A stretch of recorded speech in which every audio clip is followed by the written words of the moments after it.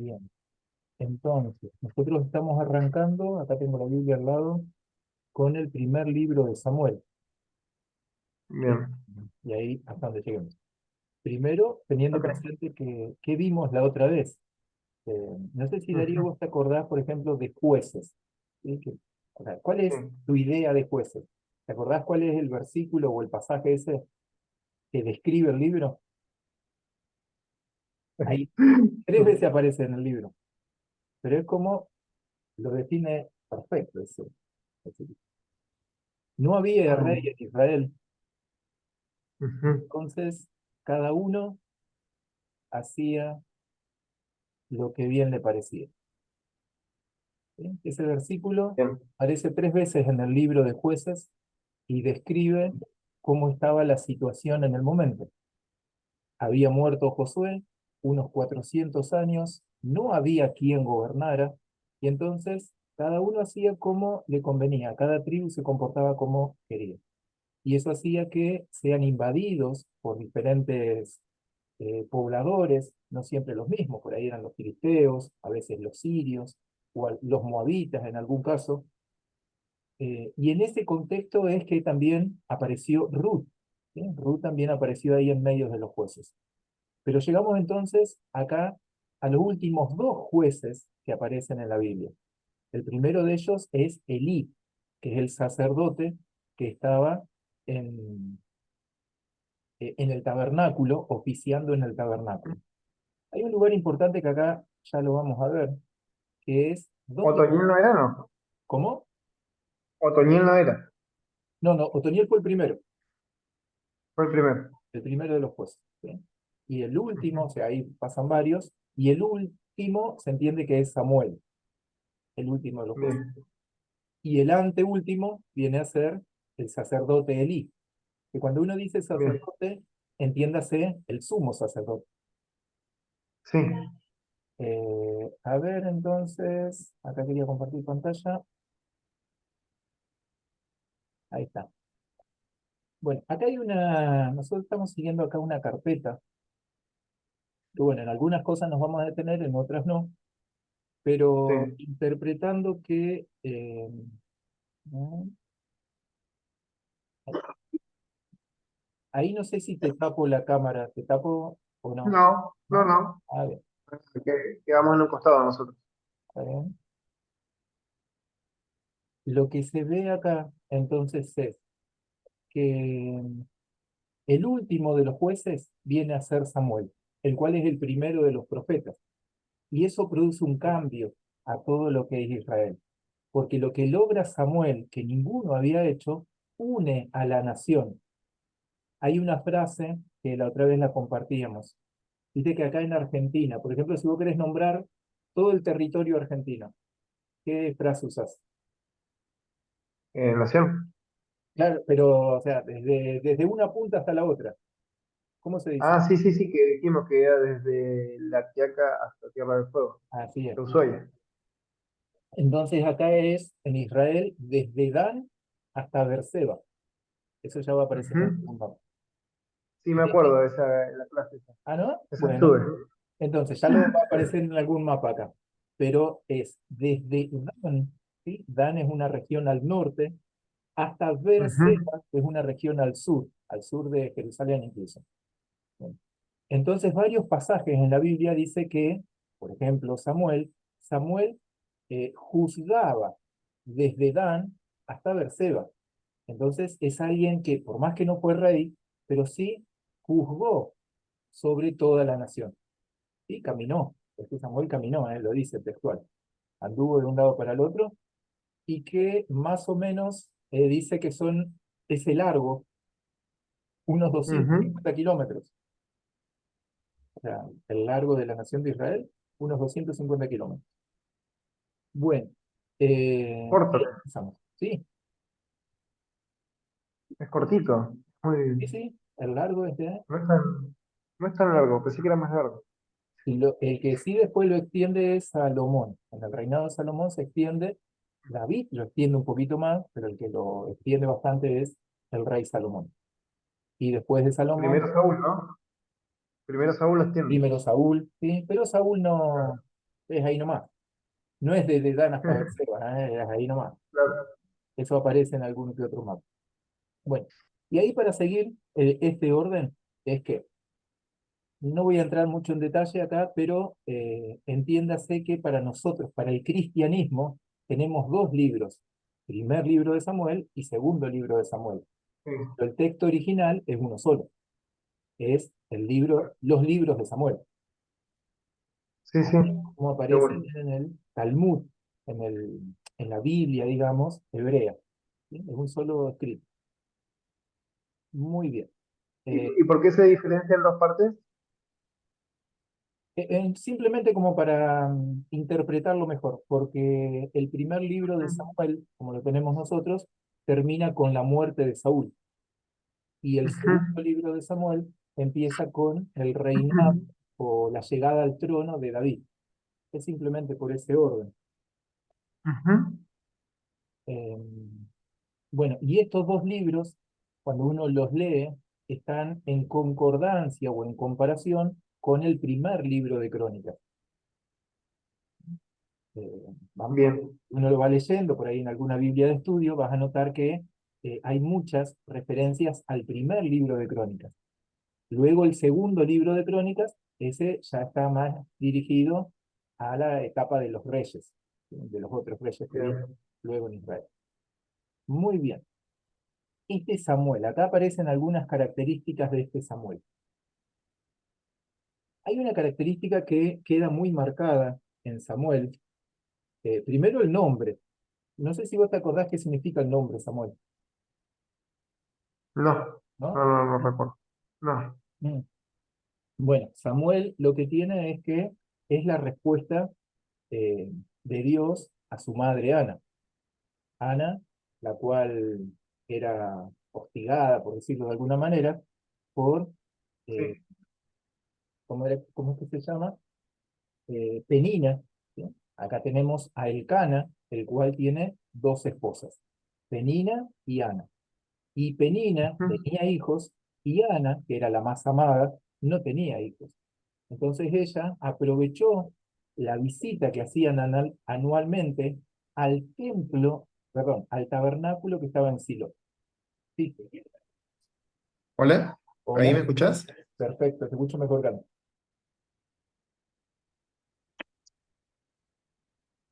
mm,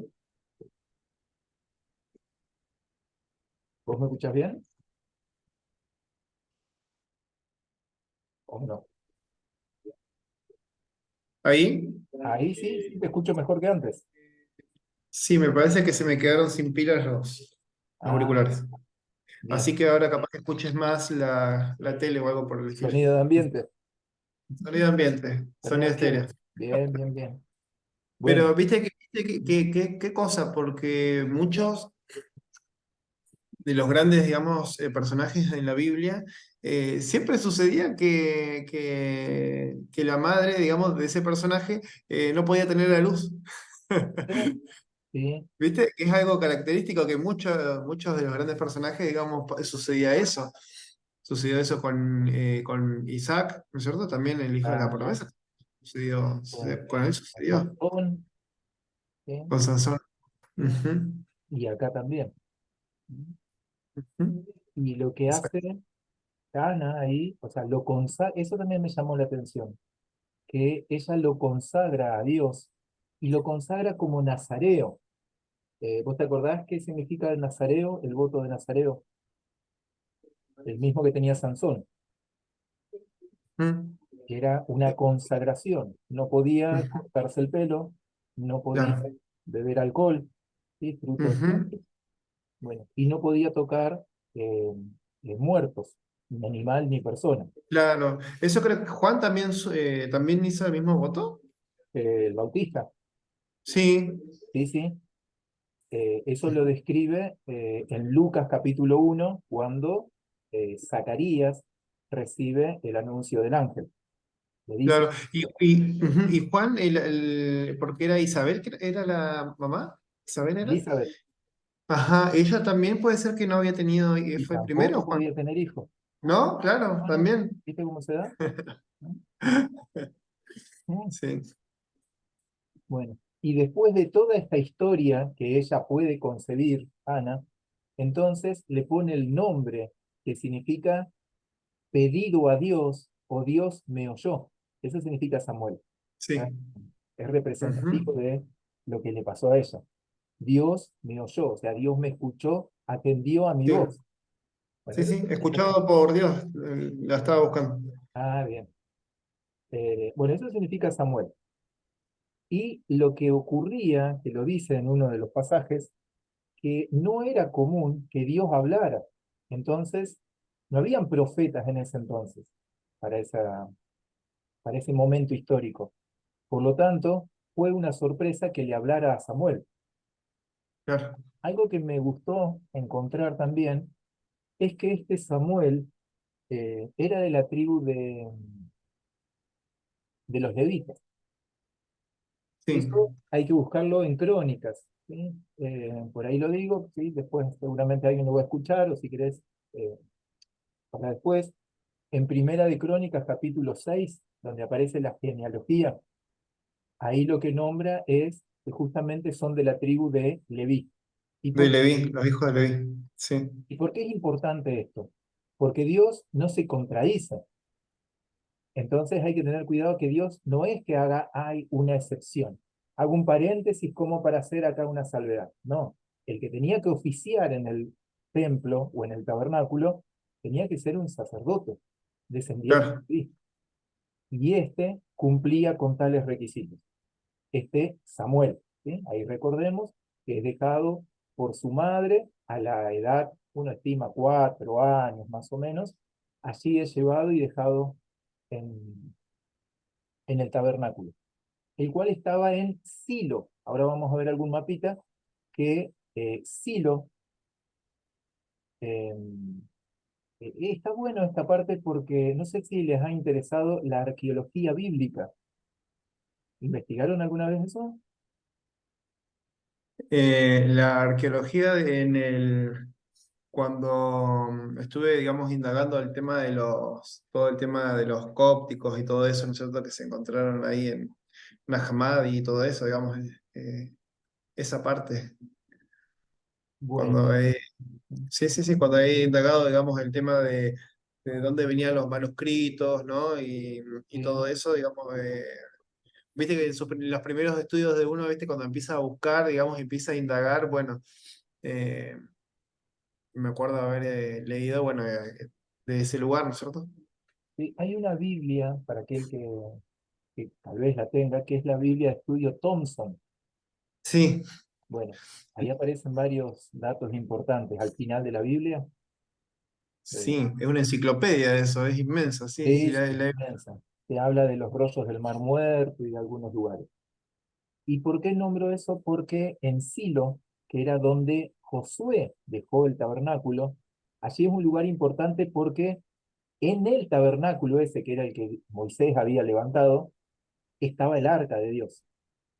Y ahora en esta lectura que nosotros vamos a hacer, vamos a ver que hay una separación de lo que es el arca a el tabernáculo. Queda el tabernáculo queda en un lugar y el arca queda en otro lugar. ¿Sí? Es llamativo eso. sí. Bueno, eh, así es con la vida de Samuel, ¿sí? Hay una característica de Samuel, primero que logró unificar a la nación, aunque todavía no era un reino, pero logró unificar a la nación. Pero hay un detalle que es, por ahí nosotros le decimos, lo creo yo, este tema de la iniquidad. ¿Mm? O sea, como una repetición de un mal en un comportamiento. Bueno, el sacerdote Elí lo que tenía era que no podía controlar a los hijos.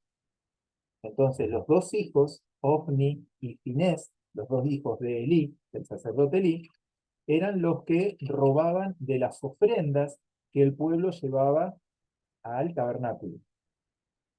Y el sacerdote Eli lo sabía eso. Bueno, y ese mal le vino como consecuencia la destrucción de su familia, falleció en un mismo día los dos hijos, falleció él, falleció la nuera, y nació un hijo al cual le pusieron el nombre que representa toda esa situación.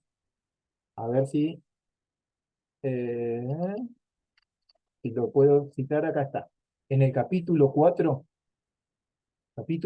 versículo 21 aparece la nuera del sacerdote Elí dando a luz al hijo de Finés, uno de los hijos de Elí, los cuales ya habían muerto en la batalla. Y le pone por nombre Icabod. Icabod significa la gloria de Dios se ha ido, la gloria de Dios nos ha Ujú, dejado, o traspasada es la gloria de Dios. Y representa lo que estaba sucediendo en la nación de Israel. ¿Qué era lo que había pasado? Los filisteos le habían robado el arca. El arca que ellos habían decidido llevar a la batalla, los filisteos se la robaron. Bueno, esto que hizo el sacerdote Elí, o sea, no gobernar en su casa, y no es que le estemos hablando mal de la vida de Elí o de Samuel. Lo mismo que le sucede a Elí, algo similar ocurre con Samuel, porque Samuel, una vez que él llega viejo, los hijos de Samuel no eran como su padre. Por eso vinieron, me estoy adelantando acá en la lectura, vinieron ujú, los ancianos, los líderes del pueblo y le dijeron, queremos un rey. ¿Por qué? Porque vos ya sos anciano y tus hijos no son como vos. Entonces ahí se ve tanto en Elí como en Samuel una repetición, esto de no gobernar bien puertas adentro. ujú. No es una crítica, simplemente es una observación, ¿sí? Porque, bueno, cada uno gobernará como pueda dentro de su casa. ¿Sí? Bueno. Sí, Eh, Hay una característica de este Samuel, tuvo el privilegio de ungir a los dos primeros reyes, a Saúl y a David. Saúl, ¿Sí? Bueno, y es quien instituye la monarquía. Acá es como empieza algo muy importante para lo que es la nación de Israel. Empieza a cumplirse la profecía esta de poseer realmente la tierra de Canaán. Hasta el momento como que la venían sufriendo en la sí, época de los jueces. Esto que aparece acá, que se ve en pantalla, que aparece Samuel, Saúl y David, bueno, no sé si lo han hecho, pero es una manera de hacer un estudio de un libro. Acá es medio largo porque son 31 capítulos, sí, pero supongamos que uno quisiera hacer el libro de Ruth, por ejemplo, que son 4 capítulos. Entonces lo que uno hace es decir, tal capítulo, ¿de qué trata? Tal capítulo, ¿de qué trata? ujú. Entonces, claro, de esa forma uno como que lo diagrama dentro de su cabeza. Claro, ¿Sí? sí, lo titula cada capítulo. Claro. Entonces nosotros sabemos, por ejemplo, que en el capítulo 16, que sería más o menos la lectura que llevamos hoy, recién ahí aparece David, ¿no? Cuando es jovencito. O sea que cuando yo Claro, tengo que ir a buscar, por ejemplo, David y Goliat, y antes del capítulo 16 no lo voy a ir a buscar. claro. Y también Está aparece la bueno. vida de Saúl, ¿no? Y hasta el capítulo 7, del 1 al 7 del primer libro de Samuel, más que nada, eh, la vida de Samuel. Bueno, eso es algo por ahí interesante. Sí, Bueno, acá quería yo mostrar un mapita, a ver dónde lo tengo. Como dije antes, esto es una carpeta, por eso lo ven así en rojo. Una ujú, carpeta a ver, espero que se vea. Hay un suceso que ocurre muy importante que está en el capítulo 4 del primer libro de Samuel. ¿Qué es lo que pasa allí? Esto algo recién había adelantado, pero acá me detengo.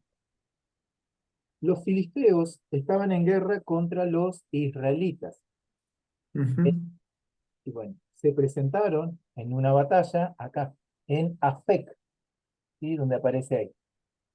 Sí, Y en Afec, bueno, ¿qué fue lo que pasó? Ganaron los filisteos. Recuerden que los filisteos son los que están de la línea punteada hacia la izquierda. Esa es la región de los filisteos. ujú, Los que estaban en guerra, de donde sale Goliat, ¿sí? Donde salen varios. Bueno, se enfrentan, ujú. sí, y lo que allí pasa es que pierden los israelitas. Entonces, los dos sacerdotes, perdón, los ancianos de Israel ahí, cuando se dice los ancianos son los líderes, digamos.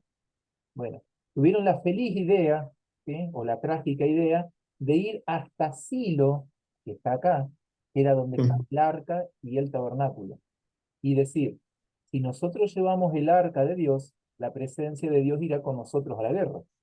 Entonces la fueron a buscar. Y desde Silo se dirigieron a Afec, y allí se levantaron gritos de júbilo, pero perdieron nuevamente contra los filisteos, y no tan solo perdieron la vida, Ofni y Finés, los dos hijos de Eli, sino que también les robaron el arca. Y así es como se va desarrollando el capítulo 4. Los filisteos, ¿qué es lo que hacen con el arca? Lo empiezan a llevar a diferentes sectores de su lugar. Ahí cuando ustedes leen, por ejemplo, capítulo 5, versículo 1, dice, cuando los filisteos capturaron el arca de Dios, la llevaron desde Ebenezer, o sea, acá donde habían logrado la victoria, hasta Sí. Asdod. Asdod es bajando acá, es donde está la flecha roja, ahí está Asdod. Ujú. Y allí es donde lo dejan en el templo, dejan el arca en el templo donde estaba el monumento a Dagón. ¿Sí? Esa parte es la que tal vez recordemos, que este Dagón se caía, o sea, la estatua de Dagón se caía durante la noche, como dando a entender que no se podía mantener de pie delante del arca, delante de la presencia del Señor. Eh, bien. Entonces, capítulo 5 versículo 8. ¿Qué dicen los que están en Asdod? No dejemos el arca aquí en Asdod. ¿Qué haremos del arca del Dios de Israel? Y entonces respondieron, pásese el arca de Dios de Israel a Gat. Y entonces la llevaron a Gat, que aparece acá. Y ahí aparece con un signo de interrogación porque Ujú. probablemente haya estado ahí. Y así es como se la van pasando, luego a Ecrón, luego a Gaza, bueno, y luego deciden que la tienen que devolver. Esta es la historia de cómo ellos van trasladando. ¿Mm? Hay un pasaje acá importante, estoy ya en el capítulo 6, que en un momento, luego de 6 meses de haber sufrido todo esto, ellos dijeron, 7 meses, perdón, capítulo Sí. 6, versículo 1, estuvo el arca de Jehová en la tierra de los filisteos 7 meses. Entonces los filisteos, llamando a los sacerdotes y adivinos, preguntaron, ¿qué haremos del arca de Jehová? Bueno, y si la envían el arca de Dios de Israel, no la envíen vacía, sino pagarle la expiación.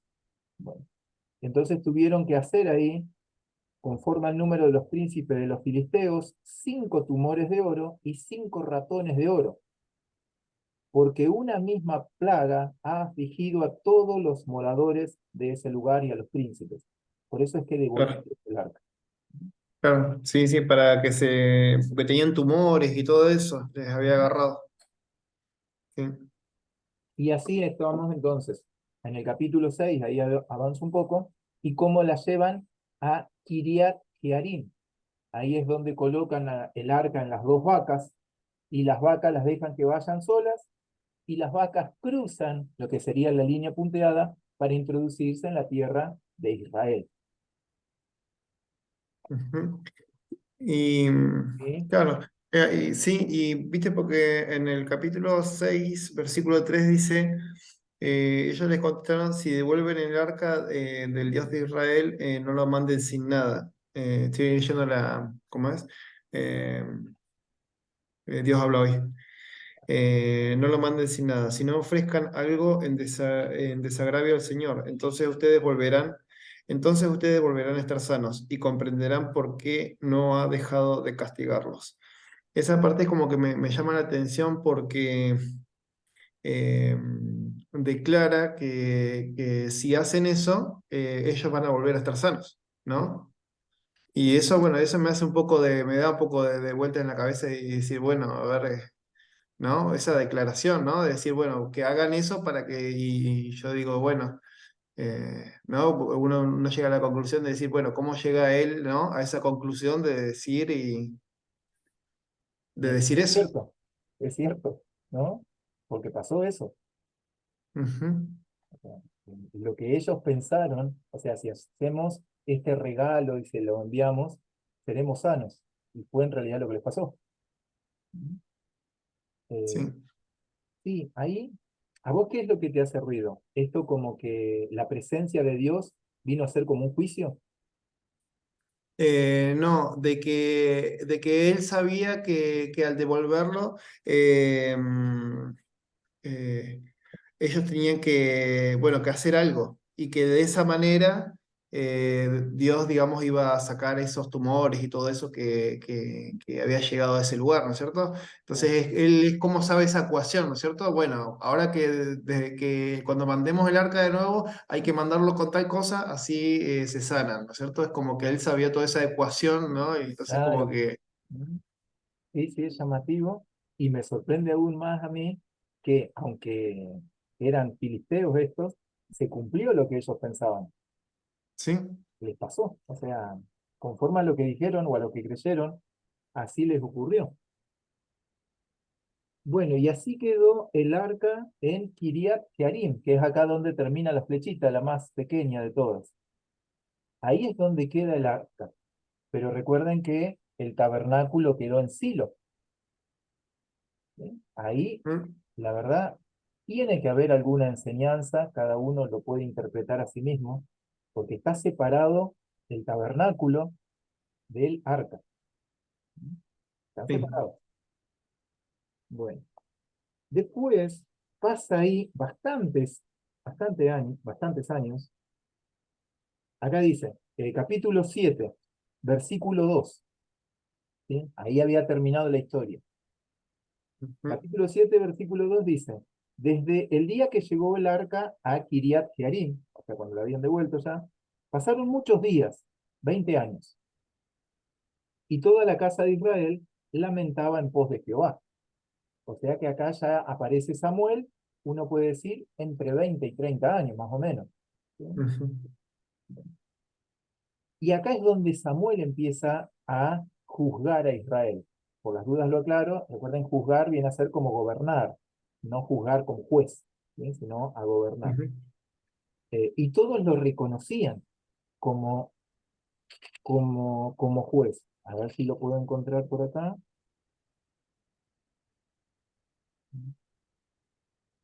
Ah, sí, perdón, acá me vuelvo un poquito para atrás y en el capítulo 3 versículo 20 dice, y todo Israel, desde Dan hasta Berseba, lo que diríamos acá de Ushuaia a La Quiaca, Ujú, conoció que Samuel era profeta de Jehová.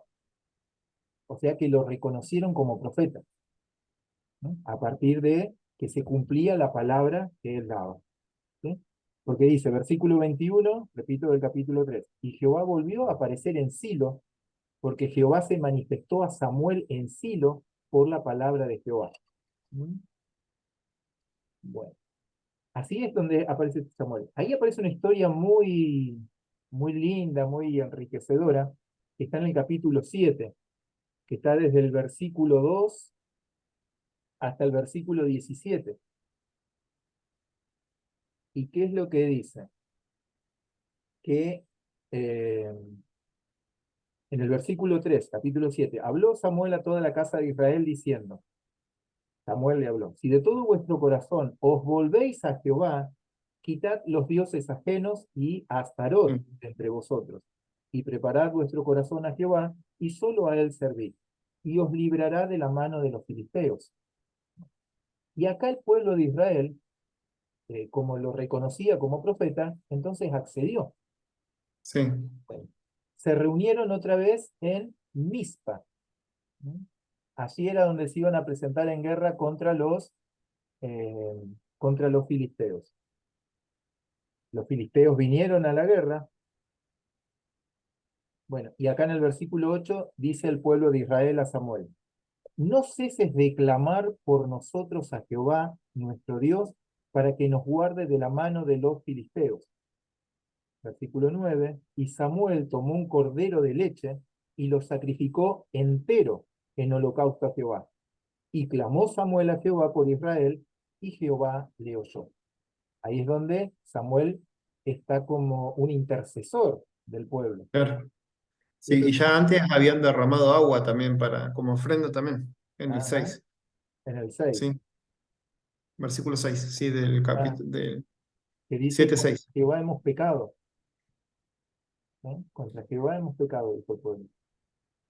Bueno, y en ese momento, Samuel, mientras sacrificaba el holocausto, los filisteos llegaron para pelear con los hijos de Israel, versículo 10, mas Jehová tronó aquel día con gran estruendo sobre los filisteos y los atemorizó, y fueron vencidos delante de Israel. Hay varios pasajes, hay algo que me llama la atención, donde Dios actúa y no es el pueblo el que actúa, sino que es Dios quien desbarata totalmente al enemigo, ya sea con Sí, truenos, ya sea con piedras que caen del cielo. Bueno. sí, generalmente eran a veces ángeles y eso, mandaba ángeles, pero acá no, acá dice que el Señor lanzó un trueno enorme. Dice. Ujú. Viste que generalmente eran ángeles, viste que Sí, iban y atacaban, sí, sí, sí, generalmente. sí, sí. Y que en algunos casos hay que tener presente cuando dice el ángel de Jehová. Sí, El ángel de Jehová específicamente está diciendo a Jesús, ¿no? Es la figura de sí. Jesús.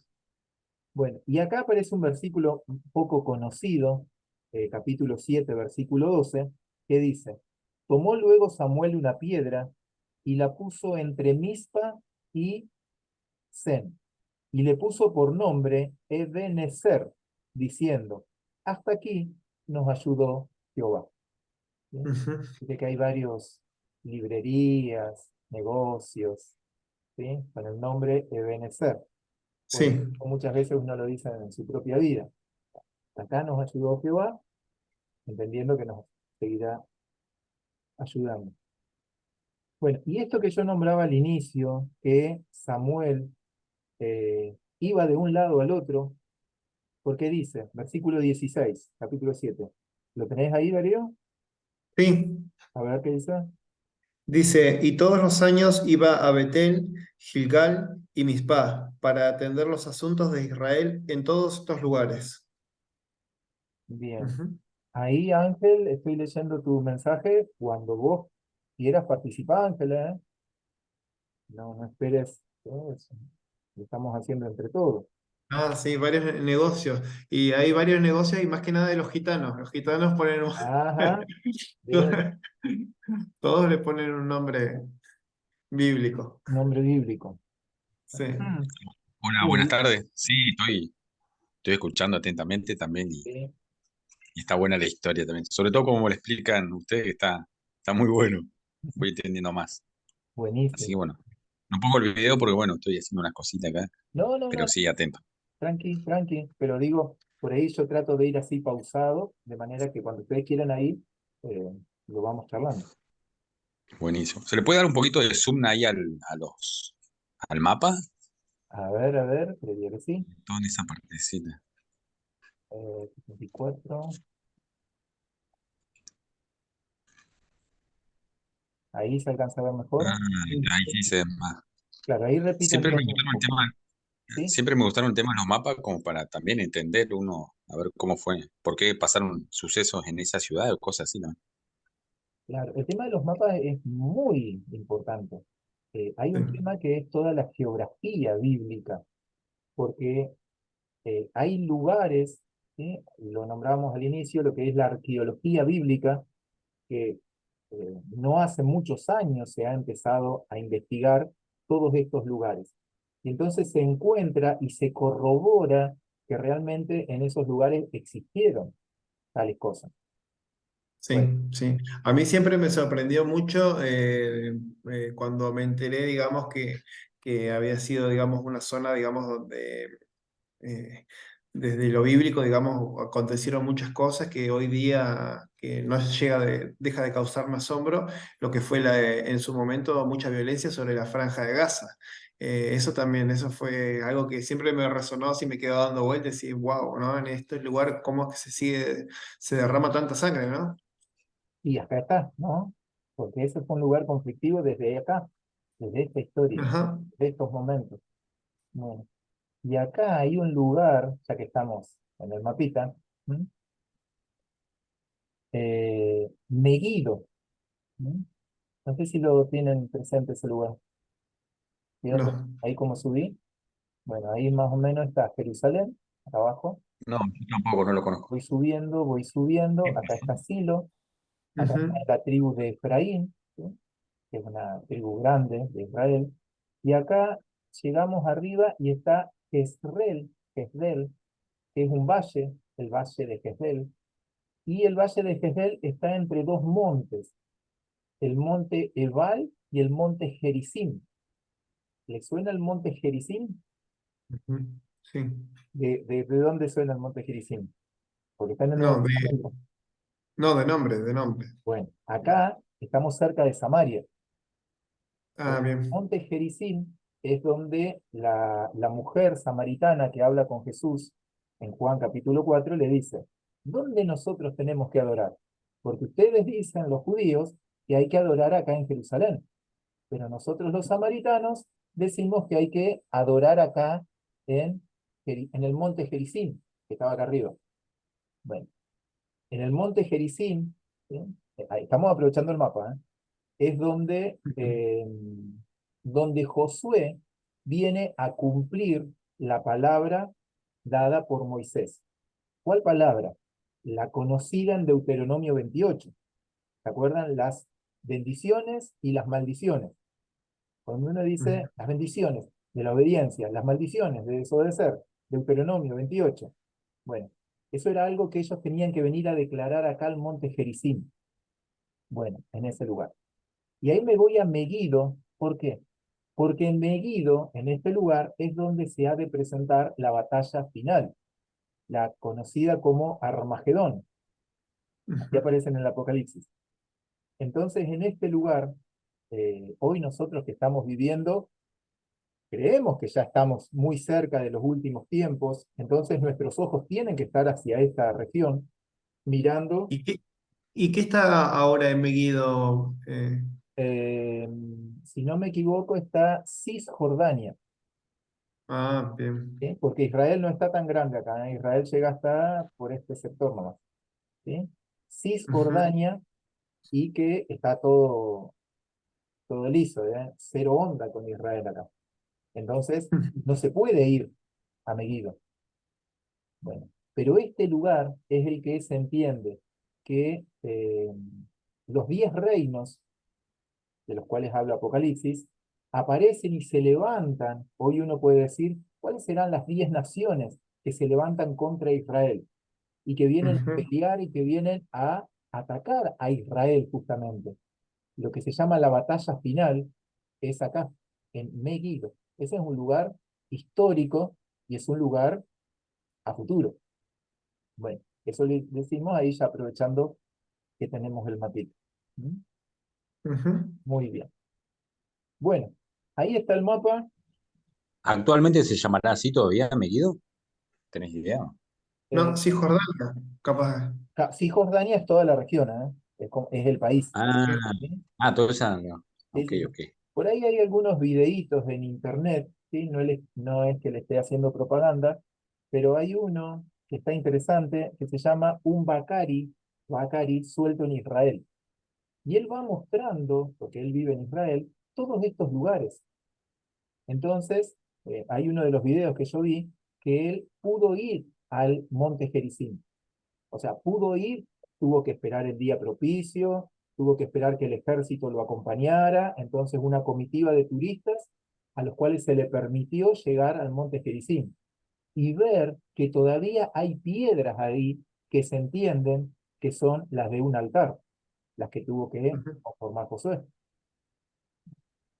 Lo mismo que ¿Me repetís, porfa, el nombre que dijiste ¿cómo? de la película o el video? No, el video es un youtuber, ¿sí? Es un Bakari suelto en Israel. Un Bakari suelto en Israel. Lo podés mirar ahí, juzgás si sí, si no, pero son ciertos los lugares que muestra. Claro. Y muestra mucho de lo que es la arqueología. Entonces, con la arqueología hay muchas cosas que están, o sea, no hay vuelta que darle, están. Sin ir más Sí, sí, y lejos, hablando de eso, lo que decís, Pablo, del apocalipsis y eso, es como que yo, ¿sabes qué? Noto eso de que, o por lo menos uno ve, bueno, viste que uno ve mucho también a veces un poco YouTube, viste. Eh, Uno que le gusta buscar, indagar o observa y eso. Y es como que, así geopolíticamente hablando, hay un gran movimiento este último tiempo, ¿no? Lo que ha sido este año, yo he visto mucho movimiento, muchas, desde lo político, desde lo militar, desde un montón de acontecimientos. Y eso es como que uno dice, wow, yo creo que había varias cosas, digamos, que se las podría, digamos, vincular, digamos, con algunos pasajes de la Biblia. Y, y bueno, no sé si será cuestión mía, pero bueno, yo como que noto, digamos, como que sí sucede que los tiempos se van acelerando y eso. Y yo digo, wow, ¿por qué no es que a veces yo es como que hace rato que no escucho que en la iglesia, ¿no? Que se hable tanto del apocalipsis, ¿no? Y bueno, y la venida y todo eso. Es como que ese mensaje que era, digamos, muy pentecostal, digamos, es como Sí, que quedó muy un poco en el tiempo, ¿no? Es como que, bueno, no sé, sí, sí, siento un sí. poco eso también, ¿no? Eh, sí, yo opino ahí que es un poco controversial, porque dentro de Apocalipsis como que hay diferentes corrientes. Por ejemplo, hay quienes creen que la iglesia pasará o no pasará por la gran tribulación. Y entonces en una prédica, como que, ¿en qué posición te quedás? ¿Sí? Bueno, por ahí tal vez, como ese dato, muchos más, ¿no? Por eso es que por ahí Sí, están porque, temas como que no. Una claro, porque de vuelta, hecho ahora se están unificando, viste que se está unificando la moneda, viste, están pasando, viste, algunas cositas, viste, que son como que algunos detallitos, digamos, que están puestos, digamos, que marcan, digamos, ese final de los tiempos, ¿no? Sí, sí, sí, sí, sí. ¿Qué ibas a decir, Ángel? una vuelta, la pregunta que hacía, perdón, ¿cómo es tu nombre? No, no lo tengo. Yo soy Pablo Darío, y Darío. Pablo. Darío. Darío, viste que vos decías a veces por qué las iglesias justamente no hablan mucho de eso.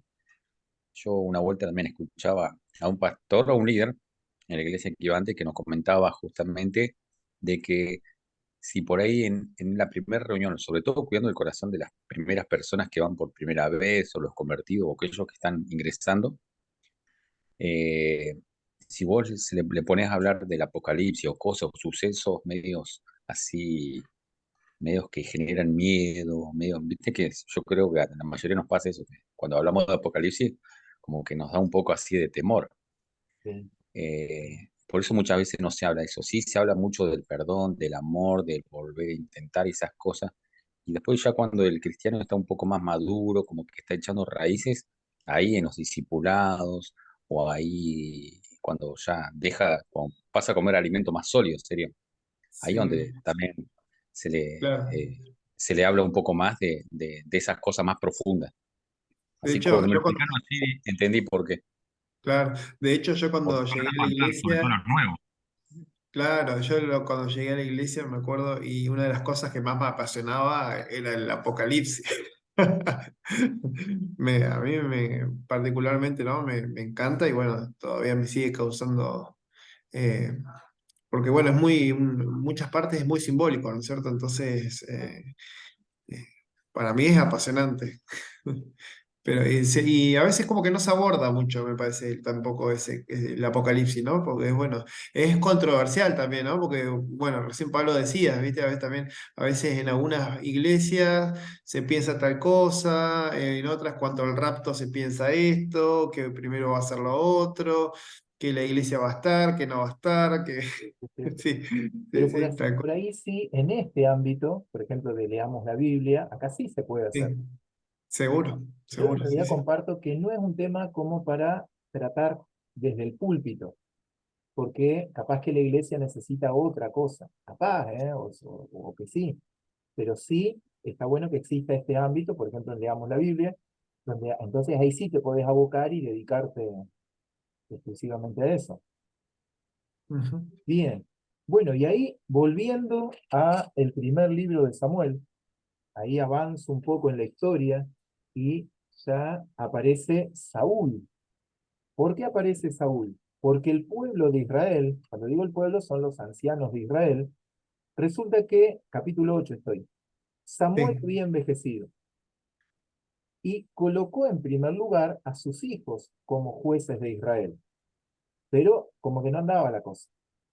Entonces, ¿qué hicieron los ancianos? Le dijeron, tus hijos no son como vos, Samuel. Así que danos un rey como las otras naciones lo quieren.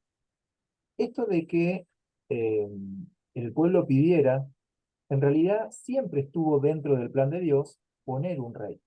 Cuando uno se va un poco más atrás, ya aparecía, por ejemplo, me acuerdo ahora, capítulo 49 de Génesis, hay una profecía, Jacob, a punto ya de morir, Israel, o sea, Jacob que es Israel, empieza a profetizar sobre sus hijos y sobre Judá dice que él vendrá con el cetro para gobernar. ¿Sí? Va profetizando sobre cada uno de sus hijos y sobre Judá, una de las tribus, dice que ahí va a venir el cetro, dando a entender que de ahí vendría el Mesías. Bueno, también en el libro de Deuteronomio, cuando estaba Moisés, les dice las condiciones que tendría que tener un rey. Cuando uno lee esas condiciones, lo compara con Salomón, y parece que lo hiciera a propósito Salomón, todas esas condiciones son las que no cumple. ¿Para qué digo esto? Para dar a entender que Dios ya tenía previsto que hubiera un rey en Israel. Bueno, así es como llega Saúl. Bueno, Saúl en principio, bien. O sea, Saúl no fue un mal rey al inicio. O sea, él cumplió con los requisitos que se le pedían. Pero hubo dos pecados y uno ahí puede analizar por qué si Saúl pecó y fue desechado, pero David también pecó, sin embargo no fue desechado. ¿Te preguntaron alguna vez eso? O sea, ¿por qué los pecados de Saúl eran más pesados, digamos, que los pecados de David? Si David mató a Urías, que era uno de los valientes que había dado la vida por él, tomó a la esposa, cometió adulterio, ¿sí? Después hizo un censo, ¿sí? Cuando Dios eh, le había dicho que no lo hiciera, él quería saber su poder militar que tenía, pero lo que tiene Saúl, más allá, digamos, del arrepentimiento posterior o no, el tipo de pecado que hace. Son pecados religiosos, se podría decir, los de Saúl. El Sí. primero de ellos, ¿sí? Que es cuando es desechado. Ah, perdón, acá hago un paréntesis. Capítulo 13, versículo 1. Vos me dijiste, Darío, que tenías la versión Dios habla hoy. Sí, ¿Qué Dios dice habla hoy. el 13:1? ¿Cuál? ¿El 13? Sí, sí, 13:1. Sí. Dice, Saúl era mayor de edad cuando comenzó a reinar en Israel, y cuando llevaba ya algunos años reinando, escogió 3.000 soldados entre los israelitas. Bien. Dos- Sí, sí, está ahí. Ah, bien. Sí, el 13:1. No sé si Ángel, vos tenés una Biblia ahí, o estás en otro. La lenguaje actual. A ver qué dice. El 13, versículo 1.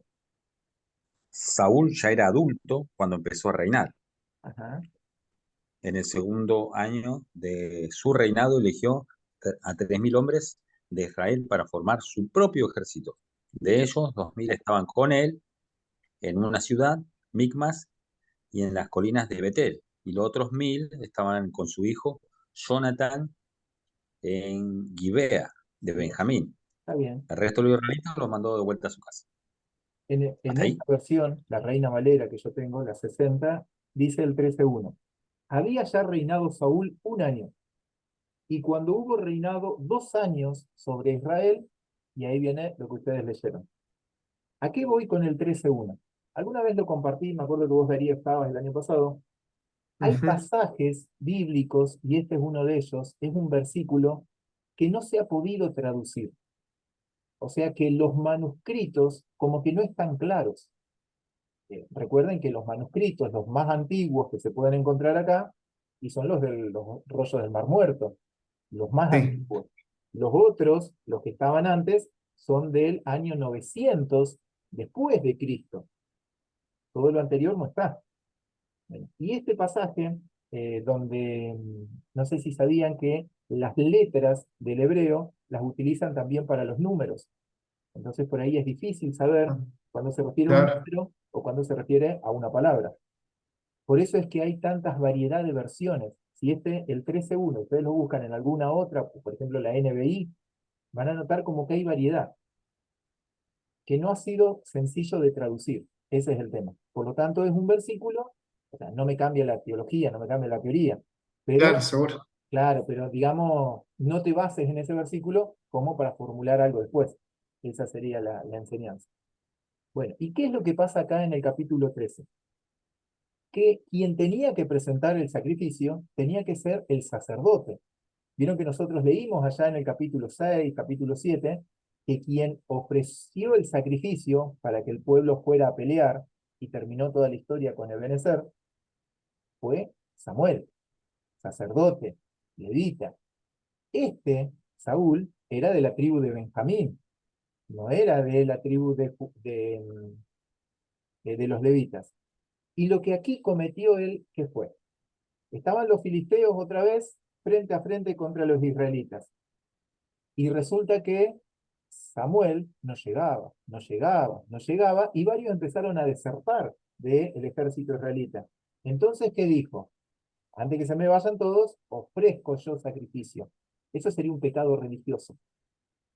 Bueno, por ese pecado es que Saúl es desechado como rey. Y ya desde ese momento Dios se dice, me he guardado uno o he encontrado uno conforme a mi corazón. ¿Sí? Haciendo alusión a David. Y ahí uno puede hacer varias cuentitas, ¿sí? Que está en su posibilidad de hacerlo, en su permiso de hacerlo.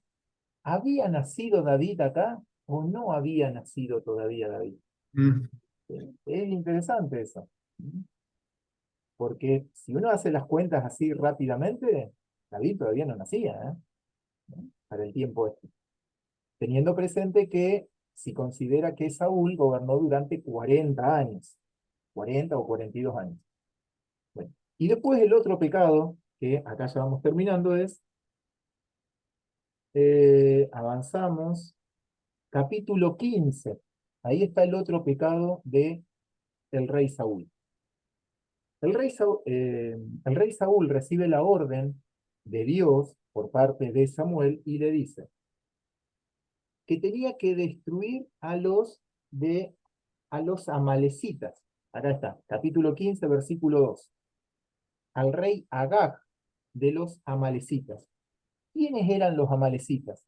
Los amalecitas eran los que habían aparecido al pueblo de Israel y habían atacado la retaguardia. Recordarán ustedes el pasaje ese donde Moisés le es levantada las dos manos, donde Aarón le sostiene una sí, mano, Ur le sí, sostiene la otra y Josué peleando allá abajo. sí. Cuando se les caía la mano iban perdiendo, sí. Bien, esa guerra era contra los amalecitas. ¿Qué hacían los amalecitas? No sé si han escuchado el espíritu de Amalek. ¿Han escuchado eso? Sí.